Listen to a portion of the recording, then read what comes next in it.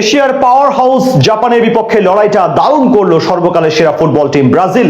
Knockout পর্বের মহাগুরুত্বপূর্ণ ম্যাচে শুরু থেকেই ছিল টান টান উত্তেজনা, আক্রমণ ও পাল্টা আক্রমণে জমে ওঠে ম্যাচ। কার্লো আনচেলত্তি যেমন ক্ষণে ক্ষণে পরিকল্পনা বদলিয়েছেন, তেমনি জাপানও জান প্রাণ দিয়ে লড়াই করেছে। সেখান থেকে কেমন হলো ম্যাচের শেষ ফলাফল, তাই নিয়ে বিস্তারিত এই রিপোর্টে।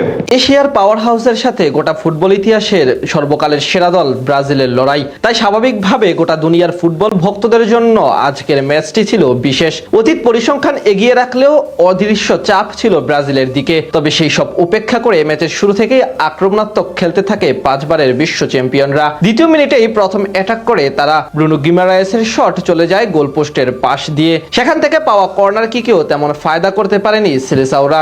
10 মিনিটে আরো একবার দারুণ সুযোগ তৈরি করেছিল তারা ডি বক্সের একটু বাহির থেকে, সেখানে গিমারায়েসের শট সতীর্থ পাকেতার গায়ে লেগে প্রতিহত হয়ে ফিরে আসে। এর 1 মিনিট পরেই ফ্রি কিক পায় জাপান, তবে সেখান থেকে তারাও তেমন সুবিধা করতে পারেননি। হাইড্রেশন ব্রেকের পর কর্নার কিক পেয়েছিল তারা, সেই সুযোগও কাজে লাগাতে পারেনি। তবে 29 মিনিটে আর ভুল করেনি কাইসু সানু, মাঝ মাঠ থেকে একাই বল নিয়ে ছুটেন তিনি। এরপর ব্রাজিলের নরবরে রক্ষণকে ফাঁকি দিয়ে দূরপাল্লার দুর্দান্ত এক শটে গোল করে জাপানকে এগিয়ে দেন এই ফুটবলার। 34তম মিনিটে ভিনিসিয়াস জুনিয়রের দুর্বল শট সহজেই রুখে দেন প্রতিপক্ষ গোলকিপার। মাঝের সময় বল দখলের লড়াইয়ে ব্রাজিল এগিয়ে থাকলেও বেশ কয়েকবার আক্রমণ তৈরি করে এশিয়ার দেশ জাপান। 36তম মিনিটে ডি বক্সের বাইরে থেকে ডেডলক ভাঙার চেষ্টা করেন লুকাস পাকেতা, তবে তার প্রচেষ্টাও সফল হয়নি।